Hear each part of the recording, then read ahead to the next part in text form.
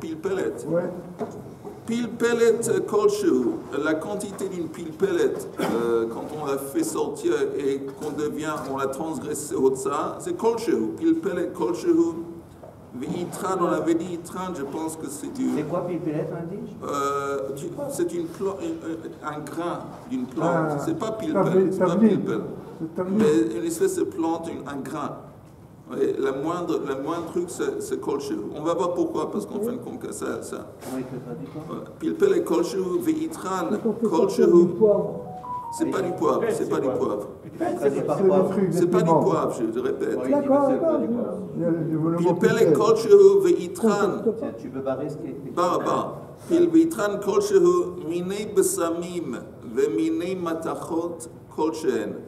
Des espèces de besamim, parfums, des morceaux de parfum, des morceaux de métal ou métaux. Comment ça veut dire quoi, des morceaux de parfum? Tu sais, les parfums à la belle époque, c'était des morceaux de plantes. Des morceaux de bois, oui. Une petite feuille, une tige, un truc, n'importe quoi duquel dégage un parfum. Oui. La moindre quantité. La moindre quantité. Maintenant, matechot, c'est du métal. Il n'y a pas de parfum dans ce pas matechot. Hein? Il n'y a pas de parfum. Il n'y a pas de parfum du tout. Mais, en attendant, c'est un point commun avec le parfum que c'est kolshehu. La moindre quantité. Vous mettez matechot. Je peux lui répondre. Vas-y. Borez besamim, ou borez mines, ou non, mais c'est des morceaux de bois, c'est des petites plantes, c'est des fois tu as du thym, tu as des petites. Tu ne sais pas exactement ce que c'est. Alors c'est tout un ensemble. Minei matachot kol shehen, me'avnei hamizber ou me'afar hamizber. Alors si quelqu'un apporte des pierres, des rochers, des pierres qui faisaient partie d'un hôtel, qui faisaient partie d'un hôtel, un misber. Quelqu'un a des pierres qui proviennent d'un misber ou mais à phare un misber ou de la terre, de la poussière qui faisait partie d'un misber. Mekek svarim ou mekek mitpachotehem. C'est quoi Metek? C'est quand comment on appelle ça, les livres, quand ils sont mangés par des quoi? Par les vers. Les vers. Mangés par des vers. Voilà. Alors voilà. Alors des livres ou des mitpachot de sifritois qui sont mangés un petit peu, donc ils s'effritent parce qu'ils sont mangés par des vers. Par l'humidité, l'ami. Non, mais les vers, regarde le Rashi. Regarde le Rashi qui dit un petit peu en haut. Le Rashi qui dit, ça vaut la peine de monter juste un petit peu. Où c'est écrit dans le Rashi, Minei matachot, kol shehu. Ça veut dire quoi, un morceau de métal? Qu'est-ce qu'on en fait de ce morceau de métal? Parce qu'encore une fois, le critère de quelque chose qui est pour Hotsa, que ça doit être important. Et si c'est important, ça veut dire que ça doit avoir une utilisation. Alors, quelle est l'utilisation? Alors, le Rashi dit, Matachol kolshi ou Raoui, les Darban Katan. Alors, c'est quoi Darban Katan? C'est que le berger, il veut faire marcher les brebis, les moutons. Alors, quelquefois, il a une canne. À la fin de la canne, il met un petit morceau de métal qui pique un petit peu l'animal. Voilà. Alors ça, c'est pour ça qu'on dit un morceau de métal, la moindre quantité, elle peut déjà être utilisable en tant que ce qu'on met à la fin de cette canne. Rashi, je continue dans le Rashi, et Rashi qui dit Mekek Svarim. Achilat tolat ochelet asfarim ou mirakvan veshmo mekek. Alors, encore une fois, ce qu'on avait expliqué, c'est les morceaux effrités d'un parchemin à cause des vers. Rashi dit Matzni'in otan legonzan, shekol davar kadosh ta'un gniza. Ok, on continue dans la Mishnah. Je répète la Mishnah dès le début. Pilpelet kolshu, la moindre quantité d'une pilpelet, ve'itran kolshu, la même chose. Minei besamim, des morceaux de parfum, ou minei matachot, morceaux de métal, kolshehen, ma'avnei amizber, ou me'afar amizber, mekek sfarim. Ça laisse entendre que c'est pas sfarim quand on parle de sfarim, c'est pas Tintin et Lucky Luke. C'est des cifrés Kodesh. Mekek Svarim ou Mekek Mitpachotehem Kol Shehu. Encore une fois, la moindre quantité. Pourquoi la moindre quantité? Ça sert à quoi? Chez Matsni Inotan. Parce que quand ça provient de quelque chose de sacré, on les met dans la Gnisa. Le fait qu'on les met dans la Gnisa, ça démontre une importance. Alors, encore une fois, c'est important, Kol Shehu. Chez Matsni Inotan le Gonzan. Rabbi Yehuda Omer, Afamotsi. Meshamshei Avodah Zara, Kolche, aussi quelqu'un qui fait sortir de la maison des ustensiles d'Avodah Zara. Oui, mais il y a un autre mot. Accessoires, des accessoires d'Avodah Zara.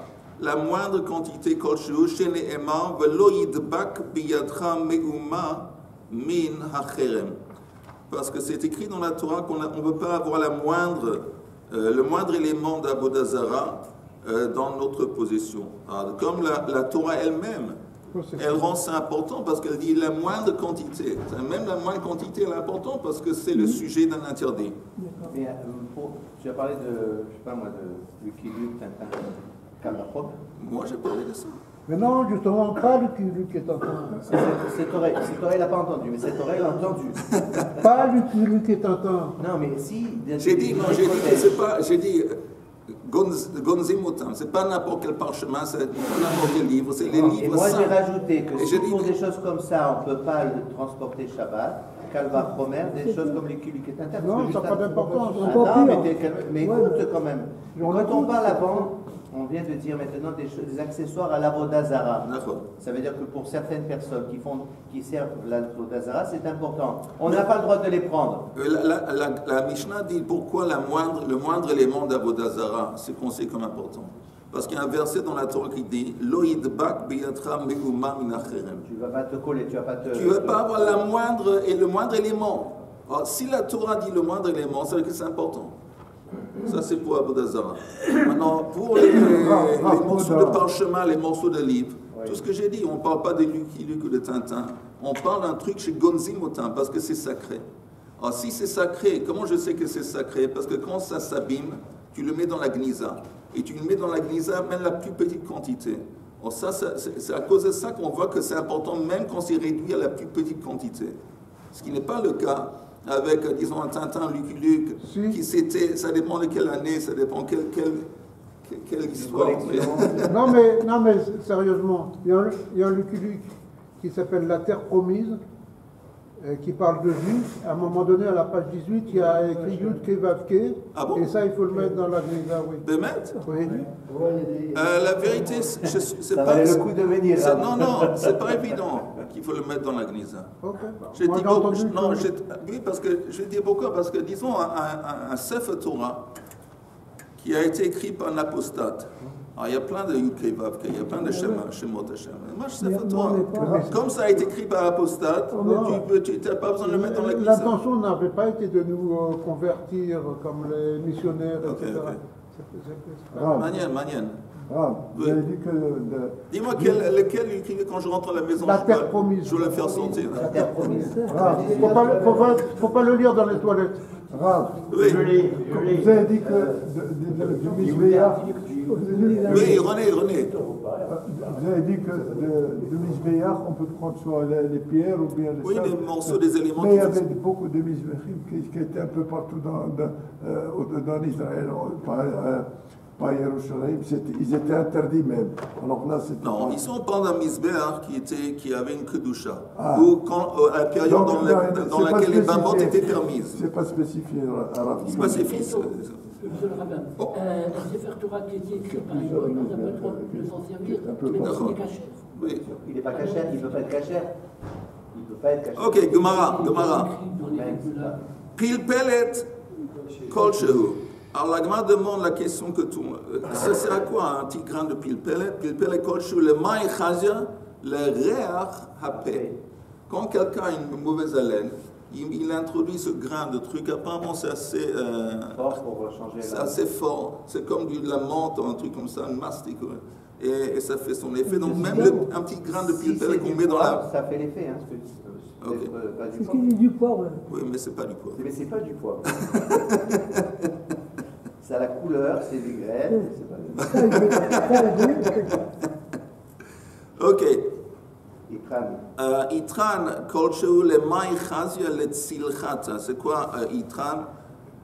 Pour vous dire la vérité, je ne sais pas exactement, mais apparemment, ça a un effet bénéfique sur un mot de tête. Un mot de tête quand la moitié de la tête est impliquée. S'il a un mot de tête qui implique toute la tête, alors je ne sais pas si ça va aider, mais tzilchata, Rashi dit c'est quoi tzilchata? Kev chetzi arosh. Alors pour le kev chetzi arosh, l'itran ça sert.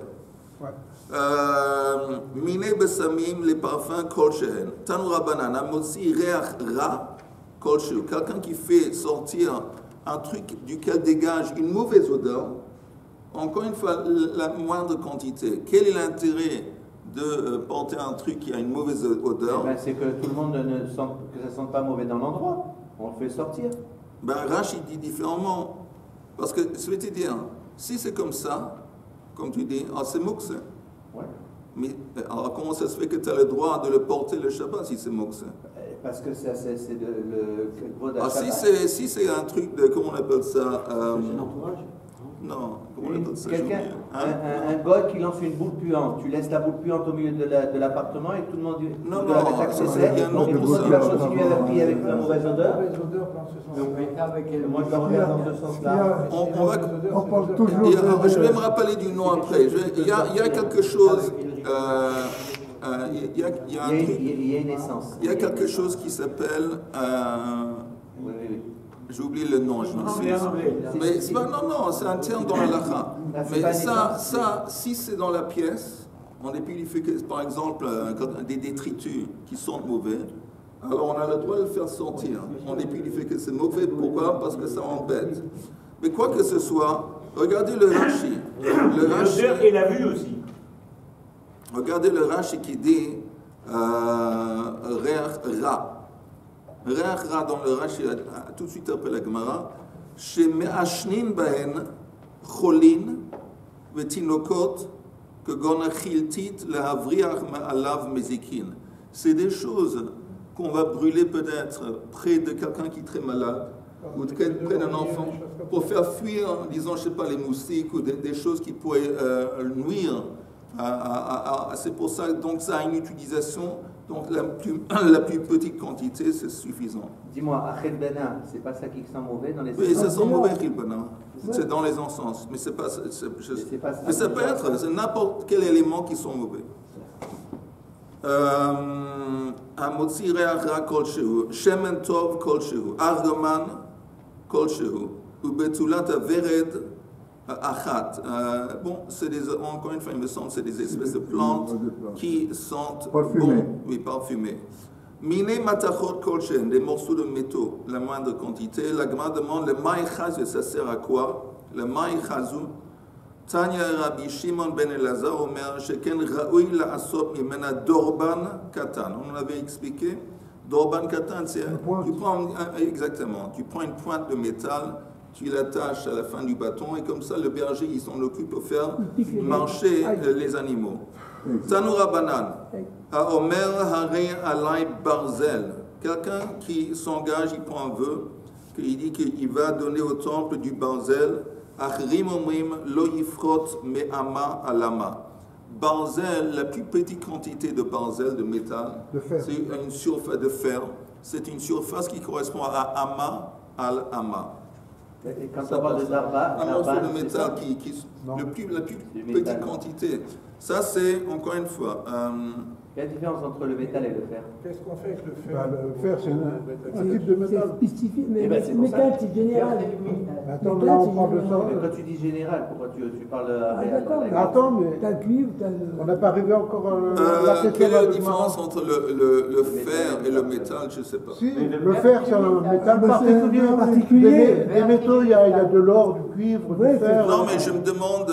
Le métal, Je me demande la question. C'est général. Pourquoi? Le fer, c'est le Oui, premier. mais Non, la question que le je type de l'or, demande, c'est un métal. c'est que tu me dis pour un morceau de métal, la quantité toute petite, c'est une pointe pour on va attacher à un bâton. Ok, c'est tout petit.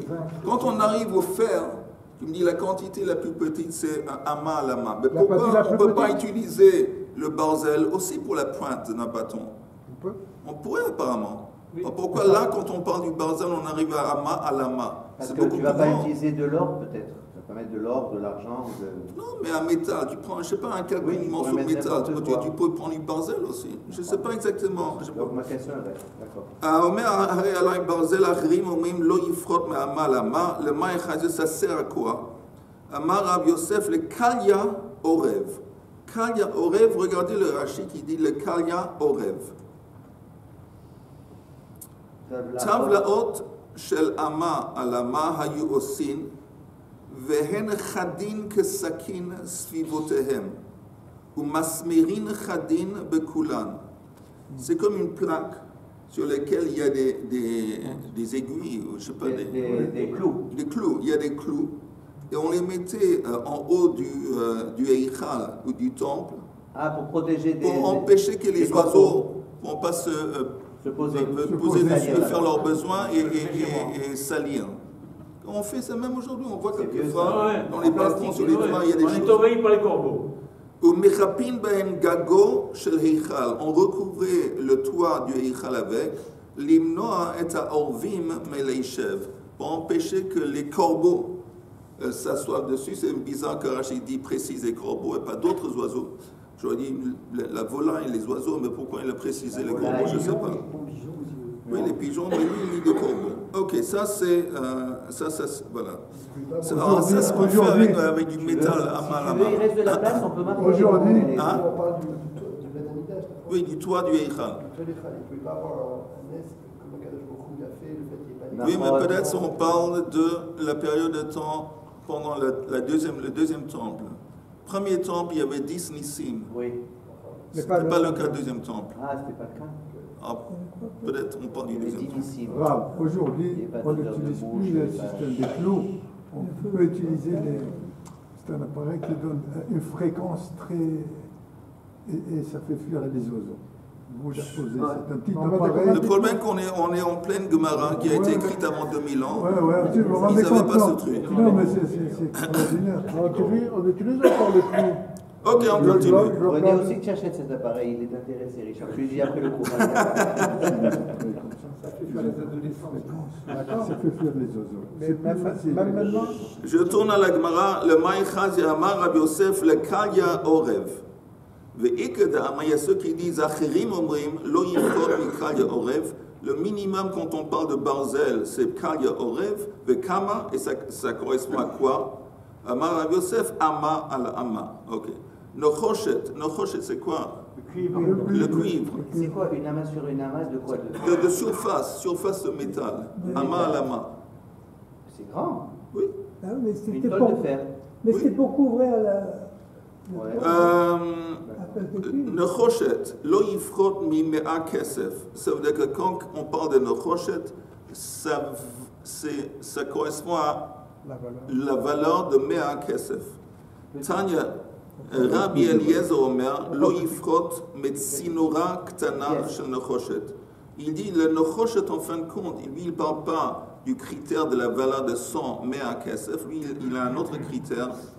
La quantité suffisante pour faire comme un tzinora ktana shel Nochoshet, le maïchazer. Amar Abaya she mechatatin ba et aptilot ou mekanchin anerot. Baruch Hashem, même ici dans cette sugia, on a une allusion au Nerot Hanouka. Et on a comme une, je sais pas, un petit tuyau qui qui laisse passer la mèche qu'on utilise pour nettoyer. Pour nettoyer les mèches et nettoyer un petit peu le bol. Alors ça, ce serait la quantité minime pour la rochette. La menorah. Ok, maintenant on retourne au papier frité par les tolaïm. Mekek svarim ve mekek mitbachot, amar Rabbi Yehuda, mekek de sifrei, c'est des, comment on appelle, comment tu as dit tolat? Des vers. Des vers qu'on trouve dans les livres. Mekek, pardon, takach de shirai, c'est des vers qu'on trouve dans le soie. Ve'ila de inve, c'est des vers qu'on trouve dans les... Mekek, c'est des vers? Je répète. Mekek de sifrei, c'est des vers qui ont fait des trous dans les livres. Takach de shirai, c'est des vers qu'on trouve dans la soie. Ila de inve, c'est des vers dans les raisins. Ou pe de teene, c'est des vers qu'on trouve dans les ténim, dans les figues. Veha de rimone, des vers pour les grenades. Kuluhu, toutes ces espèces de vers, sakanta, ils sont dangereux. Dangereux de quel point de vue? Dangereux de les manger. Il y a une histoire à Talmid de Yativ Kameh de Rabbi Yochanan. Il y avait un Talmid qui était dans la présence de Rabbi Yochanan. Avec Achil Te'ene, il était en train de manger des figues. Amar et Rabbi Kotsin Yesh Bete'enim. Il dit, tout à coup, il a dit à son rab, Rabbi Yochanan, il dit, Rab, j'ai des... il y a des aiguilles dans les figues. Et le rab a répondu, Amar les 4 les P, la Dain. 4 les P, c'est-à-dire qu'ils ont esquinté, bref, ils ont esquinté sa bouche. C'est des vers. La figue, il y a une sève blanche qui est urticante. Qui pique. Ah bon? C'est ça qui s'appelle comme ça. Mais c'est pas lié au verre. C'est pas vraiment un verre, mais si tu, dans la queue de la figue, si tu n'enlèves pas ça brûle, c'est comme les orties. Oui, mais ici, je pense qu'on parle de verre. Il parle d'épines. Hein? Il parle d'épines. D'épines? L'élève de Rabbi Yochanan pensait que c'était une épine. Et lui, il dit... Rabbi Yochanan a entendu que c'était des vers. Lui, encore une fois, je fais marche arrière dans le texte de la Gemara. On a vu des espèces de vers qu'on trouve dans des endroits différents. La soie, les figues, les raisins et compagnie. Et la Gemara dit, Kuluhu, tous ces vers différents, sakanta, sont dangereux. Rashi dit, c'est quoi sakanta? Rashi dit, les ochlan, ils sont dangereux si on les mange. Qu'est-ce que ça veut dire dangereux si on les mange? Ça veut dire apparemment que ça pique. Ça peut esquinter la gorge quand on les mange, apparemment. C'est ce qui est écrit ici. Lui,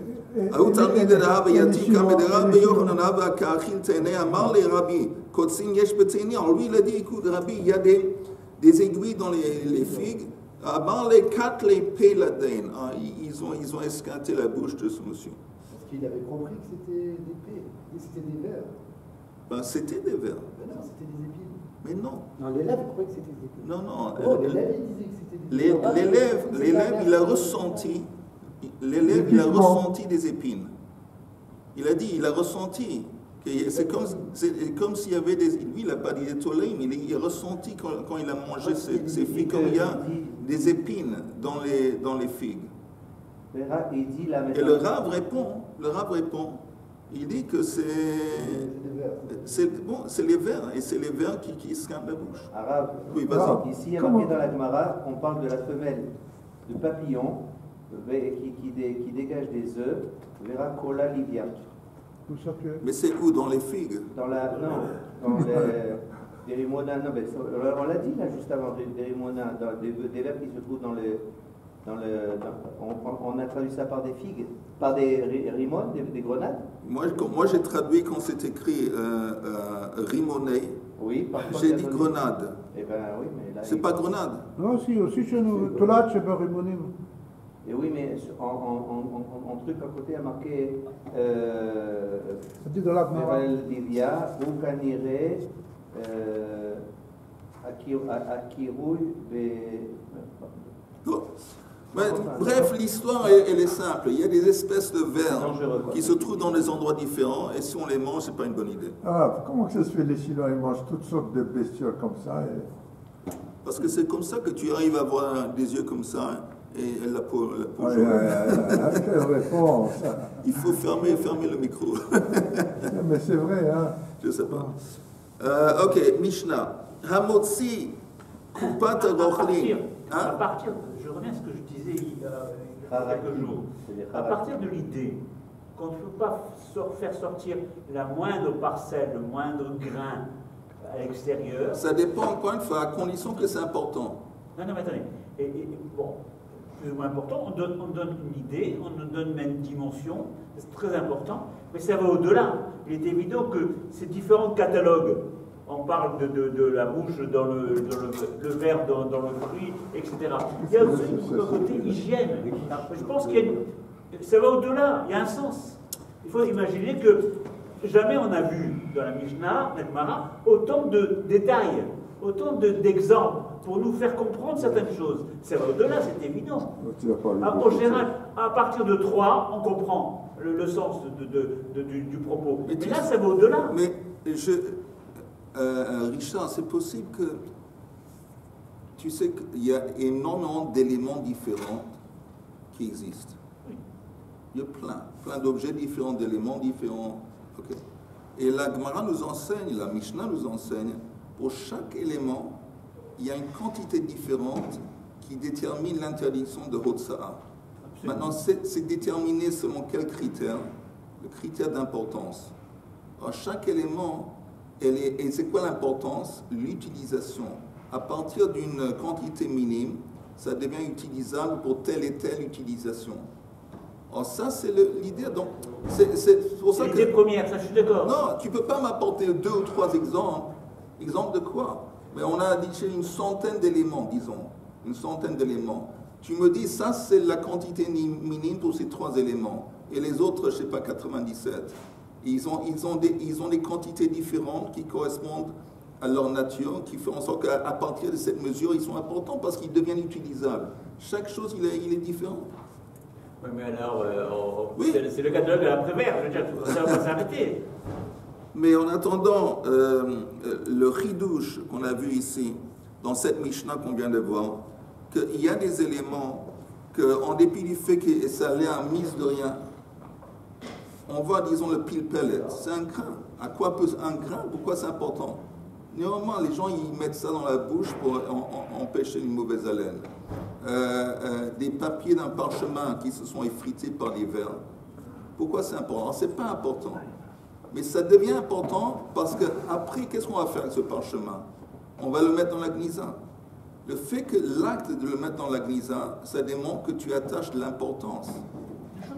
Ah, non, j'essaie de dire qu'il y a des choses dans la Mishnah, en fin de compte, elle apporte des cas où on dirait, bon, c'est la quantité, kolchou, ça vaut rien, qu'est-ce qu'on fait avec? Non. Néanmoins, ça, ou parce que c'est un truc d'idolâtrie qu'on va le mettre, on va le détruire, ou c'est un truc de choses, on met la gnise. Mais c'est important, même à cette quantité de kolchou. Kolchou, c'est un rien de rien, oui. Là, je comprends ce que vous dites, ça marche pour le verre des rouleaux. Oui. Mais après, il déroule avec les verres qu'il y a dans les fruits. Non, alors les verres dans les fruits, ça n'a rien à voir. Les verres dans les fruits, ça n'a rien à voir avec le contexte de Hotsa'a.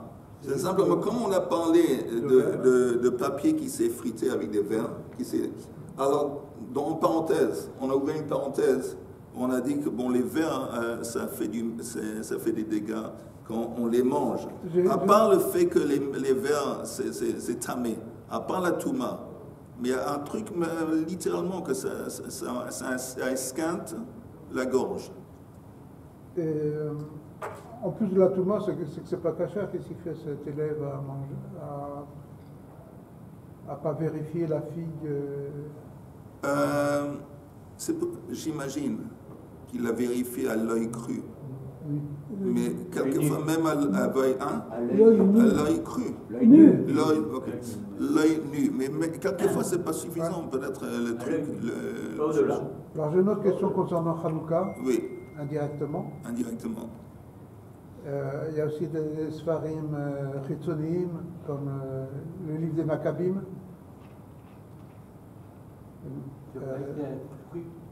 Le livre des Maccabim. Oui.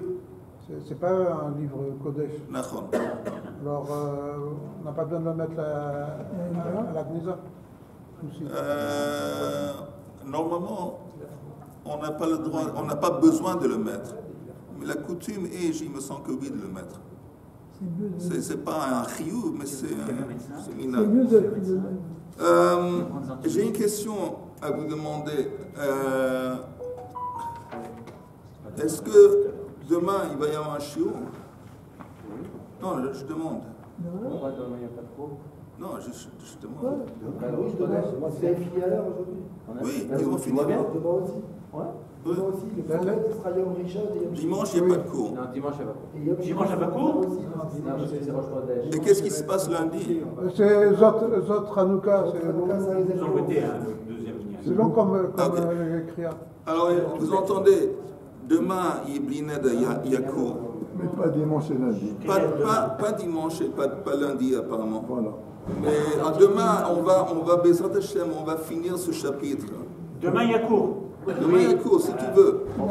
On finit le chapitre. finit. Peut-être on lit 2-3 mots sur Hanouka. Et voilà. D'accord. On n'a pas, normalement à Hanouka, chaque fois on revient sur ces 2-3 pages qui parlent de Hanouka. Cette fois-ci, on ne l'a pas fait. Parce que c'est dans Masechet Shabbat, on l'a déjà vu avant quelques mois. Alors, j'ai pas encore une fois revoir le même texte. Mais on va la semaine prochaine finir le chapitre. Demain, on va finir le chapitre. Bineda et quelques mots sur Hanouka. Et notre première. Il y a d'autres de traités où l'endroit principal, c'est Masechet Shabbat. Principal. Il y a d'autres endroits. Il y a Tanit, mais il y a aussi un autre endroit. Oui. C'est l'Irtzai du Rav